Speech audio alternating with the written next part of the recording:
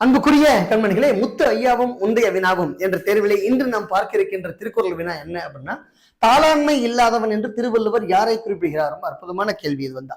தாளாண்மை அப்படின்னு சொன்னா முயற்சி என்று பெயர். இந்த முயற்சி இல்லாதவன் எதை போன்றவன்? வள்ளுவர் என்ன சொல்ல வரார்? ஆள்வினை உடைமை என்ற அதிகாரத்திலே தாளாண்மை இல்லாதான் வேளாண்மை பேடிகை வாளாண்மை போல கெடும் என்று சொல்றார். அப்படின்னா என்னங்க அர்த்தம்? இது வந்து முயற்சி இல்லாதவனுடைய உபகாரியம். வேளாண்மை அப்படின்ற சொல்லுக்கு பரிமேலழகர் பயன்படுத்துகின்ற ஒரு புதிய பொருள் என்னன்னா உபகாரியம் செய்தல், உபகாரம் செய்வது என்று அர்த்தம். அப்ப இந்த தாளாண்மை இல்லாதவன், முயற்சி இல்லாதவன் செய்கின்ற காரியங்கள் இருக்குல்லவா, இது எதை போன்றது என்று சொன்னால் பேடிகை. ஆண்மை இல்லாதவனை பேடிகை என்று அழைப்பார்கள். அந்த பேடிகையினுடைய கையிலே வாள் இருந்தால் என்ன செய்வான்? ஆண் மகனிடத்திலே வாள் இருந்தால் வீரத்தோடு சென்று போரிடுவான். அந்த வீரம் இல்லாதவனிடத்திலே வாள் இருந்தால் வாள் இருந்தும் பிரயோஜனம் இல்லை, அது எந்த விதமான பயனும் இல்லை.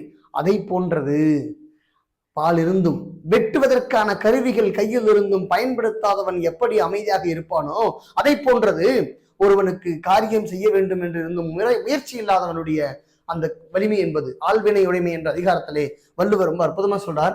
தாளாண்மை இல்லாதவன் என்று திருவள்ளுவர் யாரை குறிப்பிடுகிறார் என்று சொன்னால் விடாமுயற்சி இல்லாதவன், முயற்சி இல்லாதவன் என்று குறிப்பிடுகிறார். அந்த இடத்துல வந்தக்கா அவன் சரியான விடை என்ன அப்படின்னா முயற்சி இல்லாதவன்.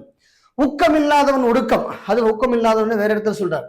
தர்மம் செய்யாதவன் இங்கே இல்லை, கோபம் கொள்ளாதவன் கிடையாது. அப்போ விடாமுயற்சி இல்லாதவன் என்பதுதான் இங்க சரியான விடா, இங்க சரியான விடையும் கூட. தாளாண்மை இல்லாதவன் என்பதனுடைய பொருள் விடாமுயற்சி இல்லாதவன் அப்படின்னு அர்த்தம். முயற்சி கண்டிப்பா இருத்தல் வேண்டும். முயற்சியுடையார் இகழ்ச்சி அடையார், முயற்சி தான் உங்கள் மெய்வருத்த கூலி தரும் என்று வள்ளுவர் பல இடங்கள்ல பதிவு செஞ்சு வச்சிருக்கார். எப்போ தெய்வத்தால் ஆகாதெனினும் முயற்சி தன்மை வருத்த கூலி தரும் என்று சொல்றார். அப்போ முயற்சியை எப்போதும் கைவிடாதீர்கள். முடிந்தவரை செய்வதல்ல முயற்சி, ஒரு காரியத்தை முடிக்கும் வரை செய்வதே முயற்சி. அந்த பேடியின் கையில் இருக்கின்ற வாழ்வோல் நம்முடைய முயற்சியின்மை ஆகிவிடக்கூடாது.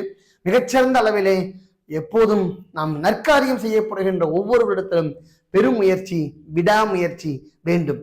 அதுதான் வள்ளுவர் குறிப்பிடுகின்ற பொருள். வாருங்கள் அடுத்த வகுப்பிலே பார்க்கலாம்.